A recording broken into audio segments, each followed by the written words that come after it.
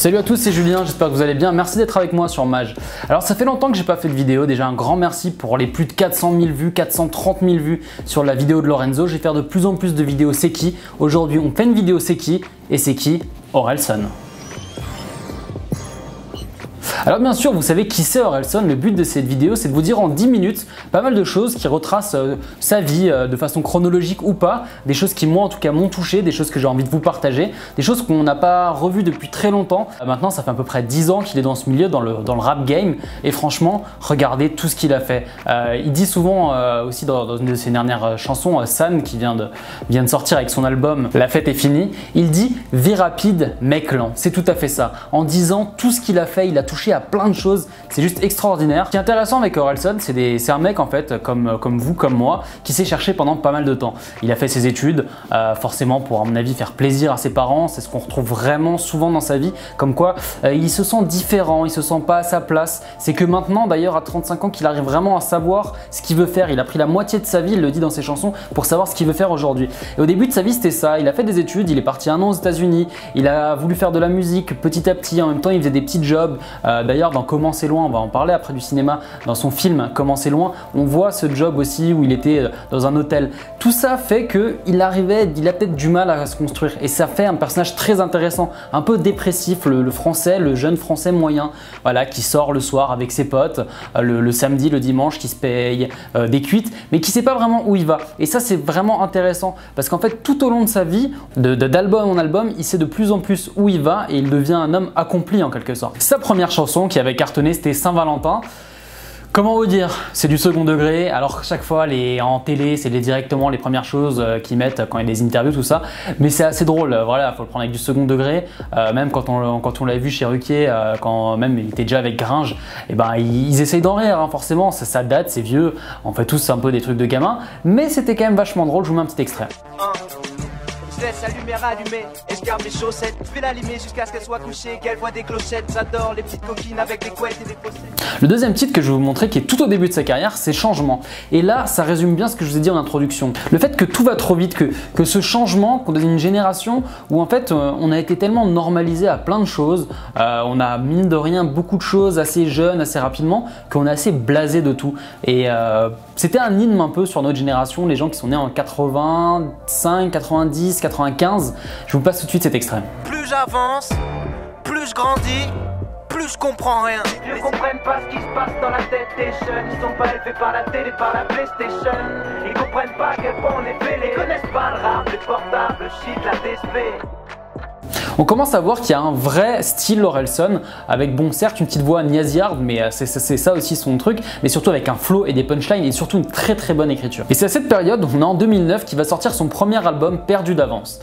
Et là, on ne sait pas pourquoi, la politique a mis son grain de sel. Il avait fait une chanson qui s'appelait Sale pute. Et cette chanson, si vous voulez, c'est juste un mec qui écrit un mail, voilà, et il s'est fait tromper. Tout ça n'est que de la fiction. C'est comme si dans un film d'horreur, il y a des morts et on va dire, la justice va dire ah non, il faut absolument interdire le film parce qu'il y a des morts dans le film, il y a des criminels. C'est de la fiction et ça ils l'ont absolument pas compris et ça a été un bordel médiatique juste pas possible. Moi je comprends, enfin vraiment, d'un point de vue extérieur c'était juste n'importe quoi. Ce mec est super carré, il respecte vraiment les femmes, il le dit dans toutes les interviews.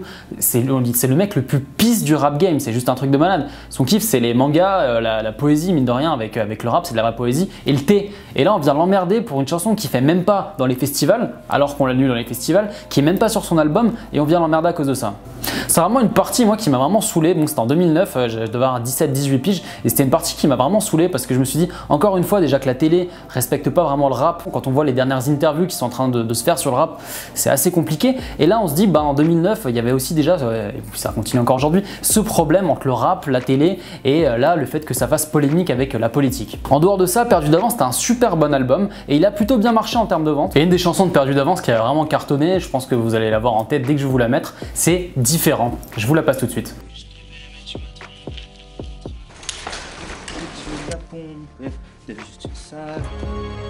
Depuis j'ai vu être Miley, je t'habiter dans un mobilo. Oh les mains, casseur flotteur, c'est mon binôme. La crédibilité, je m'en branche, tu peux pas tester Aurélien et Guillaume.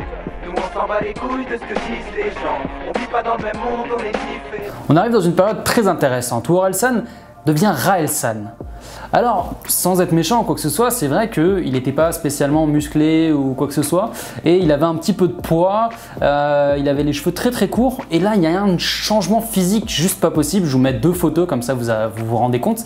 Et là c'était un été assez intéressant, c'était l'été 2011, avant la sortie de son album, où tout l'été il a publié des vidéos en mode un peu vlogging, mais vraiment juste trop bien. Enfin moi tout l'été j'attendais ces vidéos, c'était un truc de malade, et je vous mets comme d'habitude les liens juste en dessous en description. Et ces vidéos étaient top. Je vous mets un extrait de la vidéo que je préfère, où c'est vraiment trop fort. D'un point de vue technique, d'un point de vue de rap et tout, franchement, je vous mets ça tout de suite. Je suis un mix entre Bruce Lee, Rosie, Dewey, j'aime quand c'est cru, j'aime quand ça vient d'Asie, j'aime les... Sushi, J'enchaîne les positions jusqu'à ce qu'elles aient... Tournis, Jusqu'à ce qu'elles aient Fourmis, des positions qui nécessitent une... Poulie. En regardant ça, je me dis c'est là qu'on se rend aussi compte qu'il commence peut-être à être intéressé, je sais pas, par le cinéma, en tout cas par la vidéo. Et à cette période, il y a Raelsan qui sort. Et là, avec son premier extrait, il fait un carton juste total, avec ce fameux masque qui a été rajouté en post-prod qu'on voit sur le clip, masque qu'on pouvait trouver sur internet. Et il y a eu plein de clips sur internet avec plein de fans qui avaient mis ce masque et qui avaient fait Raelsan. Ça a juste cartonné, c'était son grand retour. Et il y avait aussi ce changement physique, en fait c'était un nouvel Orelsan, c'était Orelsan 2.0. Le plus dur, autant tenter un salto avant d'échouer au pied du mur. Je suis de retour avec ma sous-culture, ouais, sauf que c'est nous le futur, hein. C'est nous le futur. Il est arrivé avec des sonorités beaucoup plus poussées, et puis il y a plein de tubes qui ont vraiment cartonné dans cet album. Il y avait Plus rien ne m'étonne qui était vachement bien, un Suicide social avec un clip juste vachement bien foutu, ou encore forcément Raelsan qui a vraiment cartonné. Et ils sont cool avec Gringe. Gringe, son pote entre guillemets toujours, qui lui venait de Cergy, qui se sont rencontrés déjà bien avant, hein. Ils se sont rencontrés donc à Caen. Et là, ça faisait déjà pas mal d'années qu'ils n'avaient pas fait d'album ensemble, ou les Casseurs Flotteurs, c'est le nom de leur groupe, n'avaient pas fait d'album ensemble. Et c'est là qu'ils ont commencé à bosser sur leur premier vrai album, l'album des Casseurs Flotteurs. Ce mec ne s'arrête jamais. L'album des Casseurs Flotteurs marche super bien, et en plus ce qui était intéressant c'est que Gringe commence vraiment aussi à prendre de l'ampleur pour les gens qui connaissaient que Orelsan, parce que c'est vrai que ça arrivait, il y avait des gens qui étaient que encore fans d'Orelsan. Là on voyait vraiment le groupe des Casseurs Flotteurs et ça faisait du bien parce que Gringe est très important surtout pour la suite. Dans cet album il y avait des très bons sons, moi j'adorais la mort du disque. En fait c'était juste le fait que voilà, au fur et à mesure il n'y avait plus de disques, on passait au MP3 et tout le long du clip il détruisait tous les disques qu'il trouvait de façon un peu en mode jackass, c'était vachement drôle. Il y avait ça et puis il y avait Bloqué, il y avait d'autres sons hein, forcément, et il y avait Bloqué. Bloqué, on était en 2013-2014, il y avait cette musique, ce nom, et puis vous le connaissez forcément ce qui s'est passé par la suite. En fait, si vous voulez, on voit dans certaines interviews Kian Kojandi, qui bosse aussi sur Bloqué avec Navo, Harry Torjman, en fait, et qui fait beaucoup ce que faisaient Orelsan et Gringe. Et ils se sont rencontrés tous ensemble à des concerts d'Orelsan et Gringe. Et petit à petit, je pense que ça a mûri ensemble.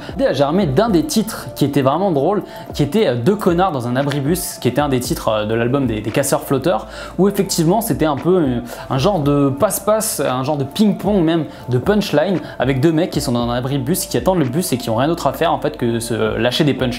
Et c'est là que Bloqué a eu une espèce de genèse pour après arriver sur Canal. Vous connaissez la suite, c'est arrivé sur Canal avec plein d'épisodes que vous pouvez retrouver sur YouTube. Bon, allez, on se met un petit extrait pour le kiff. Allez tous les voir, les extraits. Allez vous aussi voir Serge le Mytho, même Bref, parce qu'ils viennent de remettre tous les épisodes de Bref. C'est toujours un peu en guillemets la même équipe. Là, on s'intéresse pour l'instant à Bloqué. Tu sais quoi, je dirais à mon patron, tu sais où tu peux te le foutre ton contrat? Et je le paierai pour qu'il se le foute dans le cul.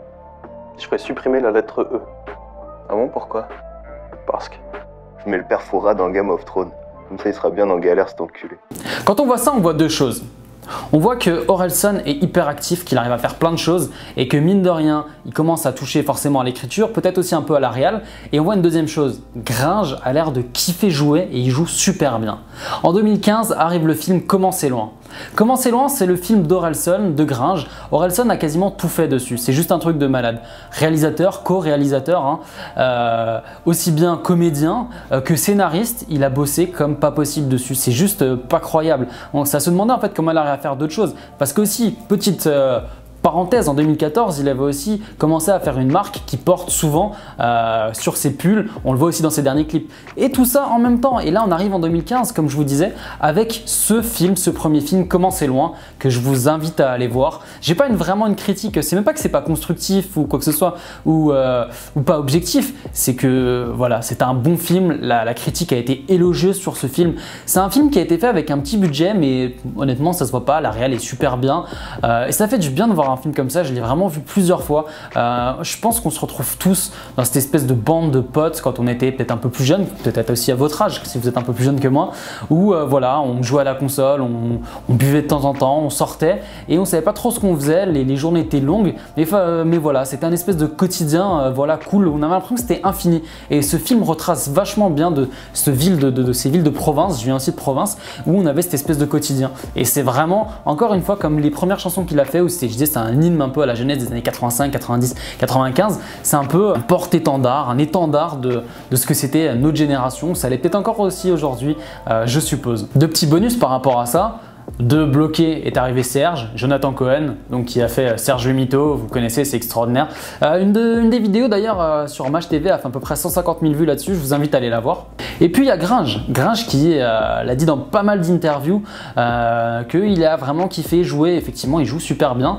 Et juste là maintenant il y a un de ses films qui va sortir où il y a aussi Magimel, il y a aussi Michael Youn qui joue dans ce film qui s'appelle Carbone. Et puis là, déjà disque d'or, il est sorti il y a quelques jours, la fête est finie. Je l'écoute en boucle. Je voulais pas faire une vidéo critique dessus, je vais faire de plus en plus de vidéos c'est qui parce que je donne plein de petites infos sur les artistes dont on parle et je trouve ça des fois plus intéressant que juste une critique ou une première écoute. Et franchement cet album, j'ai voulu quand même vous donner quelques sons que j'ai adorés. Celui qui me vient en premier en tête, c'est Paradis. C'est peut-être une chanson d'amour, c'est un peu peut-être niaiseux. D'ailleurs Lompal sur sa story a dit que c'était une belle chanson d'amour. Je suis d'accord avec toi Lompal. Vraiment une très très belle chanson d'amour, Paradis. Il y a aussi la première chanson de l'album qui est vraiment forte qui s'appelle San, qui est un espèce en dehors de basique où il dit qu'il repart sur des bases pour parler de son album. San, c'est vraiment un peu comme Raël San sur son autre album et tout, c'est un peu la première chanson qui remet les choses à plat, qui refait un point un peu, en tout cas là il fait vraiment un point en tant qu'homme. Voilà, il a 35 ans, plus ou moins la moitié de sa vie. Il fait un point sur ce qu'il a fait, où est-ce qu'il veut aller, quel est son futur. Et en fait, il est un peu dépressif, mine de rien. Il a un côté très sombre, il le dit souvent. Mais putain, qu'est-ce que c'est bon en fait ces lyrics, qu'est-ce que c'est bon les punchlines, qu'est-ce qu'il écrit bien. Je vous invite à écouter Sun. Et puis voilà, comment pas parler de cet album sans parler de Basique, forcément avec ce clip juste magnifique qui a été tourné à Kiev sur un pont qui n'est pas encore fini. Et pour l'anecdote, je pense que vous le savez, mais voilà, ça a été tourné avec un espèce de drone, avec un opérateur. Il tire le drone pendant tout le plan séquence. Et puis une fois que c'est bon, il y a un mec qui est caché avec une télécommande et le drone part en l'air. Il y a eu plusieurs séquences et d'ailleurs déjà il a déjà publié deux versions avec une version un peu différente sur la deuxième version sur la fin. Voilà, le beat est bon. Scred, bravo. Le beat est bon, il y a ce qu'il faut. Basique, c'est vraiment un très très bon son. Et puis les featuring, parce que c'est vrai que ça faisait longtemps déjà avec 4995 il avait collaboré avec lui. Vous savez de qui je parle, de Nekfeu. Très bon featuring. Aussi un bon featuring avec Stromae, Maître Gims. Un très bon album dans son ensemble. Je vous invite vraiment à l'écouter. C'est super bien écrit. Il arrive vraiment, ça fait con, mais une espèce de maturité en fait. Il sait où il va. Il y a encore ce côté dépressif qu'il avait en tant que jeune homme, en tant qu'adolescent. Mais il y a aussi tout ce côté, ce futur avec sa meuf, avec le fait qu'il veut faire aussi des enfants plus tard, le fait où il sache vraiment où il veut aller et ce qu'il veut faire plus tard. Qu'est-ce qu'on peut dire sur Orelsan par rapport à tout ça? Respect. Respect, on sait à quel point c'est dur de taffer, on sait à quel point c'est dur de créer des choses, on le voit tous dans notre quotidien, des petites choses, des grandes choses. Regardez tout ce qu'il a fait en 10 piges, sa carrière a réellement commencé pour le grand public en 2006, donc ça fait à peu près 10-11 piges et c'est juste énorme, des disques d'or, des disques de platine, un Olympia et puis du cinéma. De la réalisation, scénariste, comédien, rappeur, c'est juste un truc de malade. Il joue aussi du piano sur scène. Franchement, gros respect. qu'est-ce que ça va être la suite? Peut-être un prochain film. Bon, sa marque de vêtements qui va continuer. En tout cas, là, ça fait à peine quelques jours, il est déjà disque d'or. On lui souhaite plein de bonheur, plein de bonnes choses. J'espère que vous avez kiffé. Un petit mot maintenant sur Maj. Vous avez vu, j'avais pas fait de vidéo depuis quelques temps. J'étais parti à Las Vegas, des trucs perso en quelque sorte. Là, j'y suis encore pour quelques mois. Donc, je vais essayer de faire un maximum de vidéos. J'ai essayé d'investir encore du matos. Je pense que le son aussi d'ailleurs est mieux. Je vais essayer aussi de faire des lives. Ça serait cool de faire qu'on fasse des lives ensemble et de faire de plus en plus de vidéos c'est qui. Parce que c'est ça qui vous intéresse au final. C'est que je vous dise voilà des petites choses comme je l'ai fait avec ces vidéos sur Orelsan, sur des personnalités, en donnant des vieilles vidéos, des choses qu'on n'a pas forcément vues ou qu'on se rappelle plus. Je pense que ça peut être ça la plus-value que je peux faire à cette chaîne.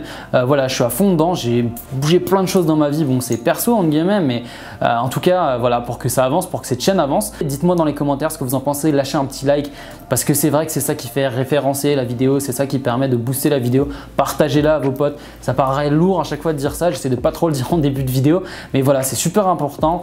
J'ai pas parlé pendant 25 ans. Merci beaucoup. Je vais faire de plus en plus de c'est qui. Vu que je suis ici en Amérique en ce moment, je vais aussi essayer de faire des vidéos, voilà, comme j'ai fait avec Prime, des vidéos découvertes où je vais me balader avec mon téléphone et je vais faire découvrir des Américains, des rappeurs ou des gens qui font du stand-up, enfin des gens. Maj, c'est mise à jour. On vous met à jour sur toute la culture alternative en France, donc ça va être ça. Mettez dans les commentaires ce que vous voulez voir, si vous voulez que je fasse des lives, faire un live par semaine, je pense que ça pourrait vraiment être cool, comme ça on partage différentes choses ensemble. Qui est-ce que vous voulez que je fasse en vidéo, c'est qui? Je pense à Greg Guillotin, ça peut être vraiment cool parce que je l'avais aussi interviewé il y a pas mal de temps. Et dites-moi aussi voilà quel rapport il faut que je fasse découvrir aux Américains. Je suis ici jusqu'à normalement début janvier de 2018, donc on va faire ça bien. J'espère que cette nouvelle vidéo après pas mal de temps d'absence vous a bien fait kiffer. Je vous dis à très bientôt, forcément restez à jour et puis prenez soin de vous. Ciao.